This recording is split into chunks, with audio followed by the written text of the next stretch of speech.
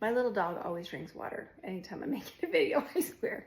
So I'm still trying to weigh the pros and cons if it's beneficial. A lot of people say it's great, great. Which, like I say, I'm a big kind of I'm a prepper. I love having food on hand. I love having shelf-stable food on hand.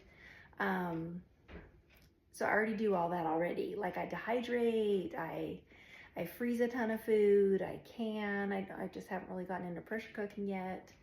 And so this was just another type of food preservation where I'm like, you know what, that would be fun. Like, so it's kind of like part of what I already do on a day-to-day basis. Again, so it's not like a business for me or anything. And the thing that I did like about having this as an option is also because I don't pressure cook yet, that if I wanted to keep peas and carrots on hand, they would have to be frozen in my freezer. You can dehydrate them, of course, but you retain the shape, you retain most of the quality and most of the nutrients when you freeze dry. So there's just the types of food that I wouldn't normally dehydrate or I wouldn't normally pressure cook, that it's an option for me. So for example, corn. Corn is another one that you have. I mean, it's complicated when you start getting into like canning, because this is typically a low acid food. So you can't water bath it unless it's a pickled, low acid foods you have to pressure cook. And I know there's a whole conversation about that, but that's the recommendations, and that's what I go by. Because you want a botulism and you have to, anyway, I could go on a long tangent about, because I'm kind of passionate about that. Because botulism is a bacteria that lives in the soil, and it thrives in an anaerobic environment, which is an area without oxygen, which a lot of canned foods are. And it loves low acid anaerobic environments, which is corn in a jar, green beans in a jar. However, botulism does not thrive in an acidic environment. So there's high acid foods or pickled, or there's just things that you can do, like peaches, pears, tomatoes, just trying to think of all the things that I water bath. And there's a whole, I have a great canning book that goes about into all that. So you can safely water bath that, which is my technique of choice. But if I wanted just this corn, I would have to pressure cook it, because hot water bathing only gets up to 212 degrees, the boiling temperature of water. And that is not a high enough temperature, no matter how long you cook it, to kill botulism spores. It doesn't matter, you cook it for an hour, 2 hours, 3 hours. It's not hot enough. So you have to have the pressure cooked. Sorry, I'm kind of passionate about this. So that will get you a higher temperature, because everything is in pressure and boiling, and it gets high above the boiling point. It'll get up to like 240 degrees, 250 degrees, I think even a little bit higher. But that's what you need to kill those botulism spores to safely can corn, green beans, peas, carrots, potatoes, low acid foods that don't have something in it to make them acidic. So anyway, that's my little, I don't know, my lecture of the day, I guess, about food preservation. Because you want to do it right, you want to do it safe. So that was my other thing about getting a freeze dryer, is now this was frozen corn that I bought at the store. It was frozen roasted corn, which I do tend to keep that on hand in my freezer. So I freeze dry a bunch, freeze dried. So the freeze drying takes out, because I've done a lot of research on this now, like 98% of the water content in the food through that whole process of freeze drying, which is like, it's actually like a gas exchange. It's called sublimation, which, any of y'all who do sublimation craft projects, you kind of understand about gases being released and things like that. So it's a process of freezing the vacuuming, and it also will warm the trays, so you're extracting all the moisture out of the foods. It's very fascinating. I'm kind of, I want to learn more about that. So now all the water, pretty much all the water has been extracted out of this gourd to make it like, as if you would dehydrate. Dehydrate does it more by like a low heat, dries the food, dehydrates it, but you lose some of your nutrients in that process, and you do lose a little bit of the original shape and texture of those foods. Like some tolerate it really well. Some, they'll never quite be the same when you rehydrate them. So that's the big thing I think a lot of people really like about freeze-dried items, food especially, is it retains the majority of the nutrients. It retains most of the original quality, texture, appearance. I've had some of this. I was just using this as a salad topper, so this is not sealed anymore because I was literally having it tonight with my Mexican food. So like the corn, I mean, it looks like the real deal still, right? This is crunchy, not like hard crunchy. So and it's very lightweight. Is the other thing too, which dehydrating it makes it lightweight too. Like I'm a big proponent of dehydrating. The other thing that's beneficial about this is meals. So like say you had chili and you wanted to freeze dry it, you can put it on these trays.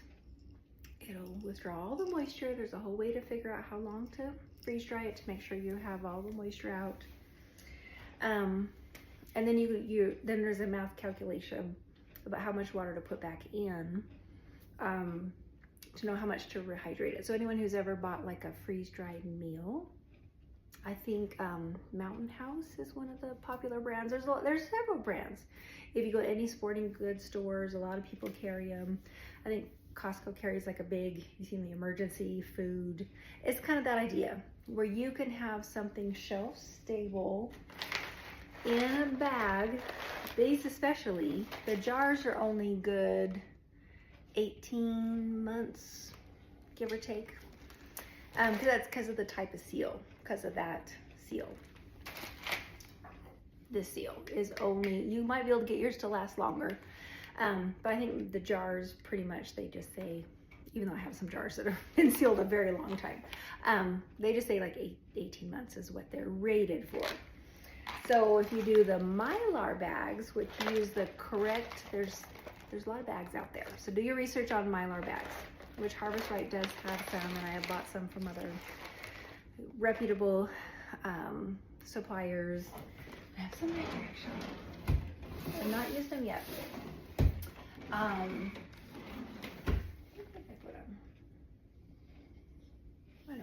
Anyway, I think they're Pack Fresh USA or something like that. So there's a thickness of the Mylar bags, plus it's the type of seal at the top that now, and especially if I had an oxygen absorber and you did your food correctly, sorry, this is a long video, 15 years, 20 years, I've even heard 25 years. So there's a really long shelf life for those types of food if done correctly, stored correctly. And then literally some are ready to eat. Like say my corn, I could just eat it like it is. If it's an actual meal, you just add hot water and let it sit 5 minutes. And then it's pretty close to its original state. Like I have bought a few pre-made meals and I'm sorry, I'm gonna go on and on forever. So it's pretty close. So that's the draw of the freeze drying for meals, is the longevity, because it's literally like almost every ounce of moisture is out of them. That just, it takes out the whole bacteria factor. It takes out like the spoilage factor. So you still have to do things safe and do things correctly, because if you don't extract all the moisture, then it could sit and then it could eventually start breaking down and having issues. But it's the longevity and the fact that the power goes out, freezer goes out, there's just so many, like, of course, the big thing was backpackers or hikers or campers or hunters or people who travel and want a really lightweight, ready to go meal that literally all they have to do is add water. So that's kind of, I think, what started freeze-dried meals a lot, astronauts and things like that. So I think now it's just getting more and more popular for like the day-to-day average person like you and me, where, say I grow a big old garden and I'm like, gosh, I had a really good year this year of green beans, which I did do for fun. I did some freeze-dried green beans. I was thinking more for just like a snack, like a crunchy snack. I think I put tahini on them for fun, because I put tahini. But if I wanted to cook these, I would just probably not even boil them. You could just put them in some hot water.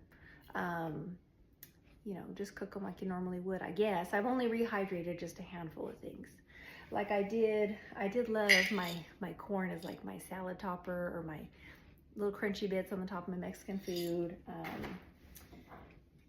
I do have a jar of, this is dehydrated. So it's a similar concept, but it is different, because dehydrating your texture of your food, this is slices of tomatoes, which is great. The freeze-dried will keep the shape, like almost identical. It's actually fascinating how the shape will stay like literally almost the same. Like bananas have been, so like bananas are a big one. Like I did sliced bananas, and they're crunchy versus dehydrating them, they're more chewy, which I like both. I've been throwing these in my oatmeal. Anyway, so if I keep these in this jar, which I've been snacking on all week, if they sealed right, sealed great, I have all my moisture out, it's gonna last 18 months, a year to 18 months. But if you put them in the Mylar bags, they'll last like a while.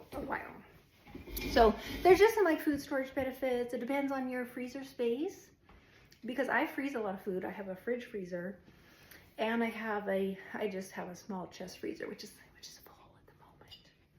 So instead of loading up my freezer full of corn or green beans or things like that, maybe I could offload some of that to like Mylar bags or jars.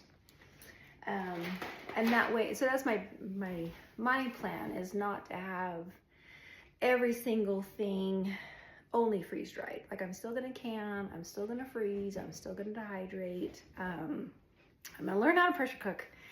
If it's the last thing I do, I think this summer. But it's just another level of food preservation and a way to, and also be self-sufficient. I just really love that. Like I said, I'm a bit of a hoarder in a lot of ways. I hold on to things. I think it's ingrained in me. A lot of us that grew up with parents or grandparents, or like I said, I think I've made a few posts about this, how my parents, my dad's passed, but my mom is in her 80s, and they grew up just post-depression. They grew up with parents who lived through the Depression, and they have a way that they're self-sufficient people, I'm telling you. And I think over time they hold on to a lot of things just in case, because they've been through hard times. So they just know hard times are coming again. It's like ingrained, and it's ingrained in me, I'm telling you. I think I have I save my milk jugs to put water in, not for drinking, but to help flush the toilet, because I am on a well where I live. So if the power goes out where I live, because I don't have city water, in order to flush my toilet, you have to pour a jug of water in the back of the toilet to make it flush. Anyway, I do keep a few cases of bottled water on hand just for drinking water. Same thing. I won't have water out of my sink anymore because my pump will be off. You don't want to open your fridge or freezer if the power goes out for like at least 8 hours. Most things will stay cold or frozen So, and especially the fuller you keep those fridges and freezers. So that's kind of ingrained in me too. But I also want like, and then if you have a little gas generator that you can plug it in, you know, keep it outside. There's just so many things to be self-sufficient. So if something did arise, you're not caught off guard. You have a way, you know, if you had canned food, which I don't know if I have anything up here right now that's truly like my canned tomatoes or my canned salsa, or those will be fine. My mom used to always worry about if we had an earthquake and all her jars fell, like that, and which never happened. But that is always a worry for those kind of jarred foods that, you know, okay, what kind of disaster could happen that would ruin her food storage in that way. So that is another benefit to the Mylar bags. You know, you would probably have to protect them from pests. Keep them in a really Tupperware tote or something like that, you know, because you have to deal with field mice and things like that, especially if you live in the country. I know I'm going on a way long tangent though, but it's just one of those things where for me, I still think it's worth it. I still think it's a little bit of a splurge. I still can do most of, you know, the things I've always done. So it's a little bit of a novelty. Maybe that's the word I was looking for me, because I'm still going to dehydrate. I'm still going to can. I'm going to learn pressure cooking. I'm still going to freeze. But I'm learning about it. I'm trying to figure out how to incorporate this into how I store food. And a lot of people do make it a side hustle on the side where maybe you can freeze dry other items, whether it's food or candy or other things, to kind of help supplement, you know, because it is a little bit of an expense. And I have not, since we're on the subject, I have not really noticed a difference in my electric bill. However, my electric bill always slowly goes up in the winter just because I'm using more heat. I'm not like Bradley on a budget. I don't turn my heat off in the winter. I do like to be comfortable, you know. I maybe could throw in a sweater and maybe keep it a couple degrees colder, but that is one area I like to be comfortable and I like to be warm. So I haven't really noticed a big difference. So we'll see this coming summer.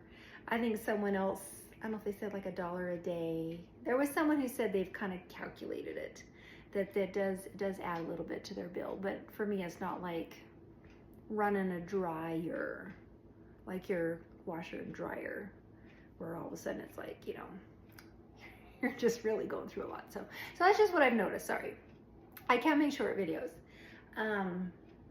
So you just have to decide for you if it's worth it for you, and you have to decide space wise. Because I was ready. I was gonna told my son to come over. I'm gonna move this in my basement. I have an extra spare bedroom down there. So I was gonna clean an area and put a table and put a prep table, but it's far from my freezer. So I'd be walking up and down the steps with my trays and then back upstairs, which I still could do. I do have my chest freezer in the basement. So then I was trying to figure, okay, if it was close to that, or maybe I could move that freezer, you know, and then I was like, okay, now this whole bedroom is turning into a pantry. Maybe I should just turn it into a pantry. So, but then I kind of just reined it in and said, it's fine where it is. Let me just get through the winter, see when it comes to summer, see how realistic it is to keep it in my kitchen. And you'll hear everything from everybody. But some people think it's totally fine, doesn't bother them. Other people are like, it's ridiculously loud. I cannot stand it. You know, because everyone's sensitive to noises and sounds and things. But you're going to get alerts. It's electric. You're going to program it in. You're going to set timing. You're going to check on it occasionally. You're going to pull trays out and weigh them. Then you're going to put them back in. Then a few hours later, you're going to pull them back out and weigh them again, like towards the end of drying. So you just have to make it convenient. So that's what has left me keeping it in my kitchen for now. Again, we'll see if I move it. But that's my options currently, is either here or in one of my spare bedrooms in the basement that I'd have to probably just revamp and turn it into like a large pantry. It's just, I just don't have room on my one level to make it convenient. If you had a butler's walk-in pantry, that might be nice. It does put off, excuse me, a little heat. So I had Mexican food, I'm sorry. I apologize. Excuse me. That's my cue to log off. Okay, it's probably been a long enough video. That's just a few things I wanted to ask y'all really quick is where do you keep yours? What do you think about the sound? Do you think it's worth it? Does it affect your power bill? What kind of things do you use it the most? I think those are kind of my big ones. Like I said, I'm still learning. I've only had it since last fall. And I kind of not done as much over the holidays with everybody coming and going as much. I'm going to start getting back into it and do a few fun things. I want to do yogurt. I've learned a few tips on that. To just use Yoplait yogurt. Everyone says that Greek yogurt does not work. FYI, if you're still watching, I want to do applesauce. I've not done that yet. So I'm just still in the testing phase, honestly.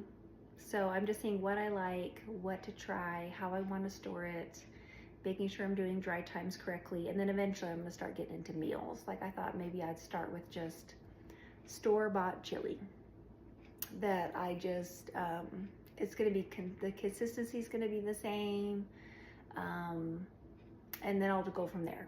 Then maybe I'll start doing my own stuff, you know, and just test it out. So anyway, okay. Happy Friday. Y'all have a good day. I hope we answered some of your questions. And then if you have anything else in the comments, just share. You can share it with me or just share for everybody else to learn through each other. So I really appreciate that.